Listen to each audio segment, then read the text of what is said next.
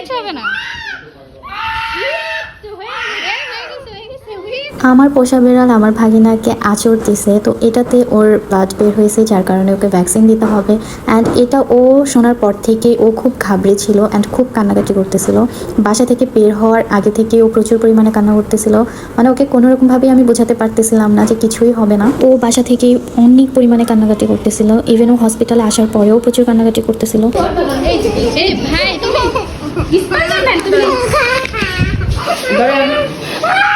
কিছু হবে না বাবা, কিছু হবে না।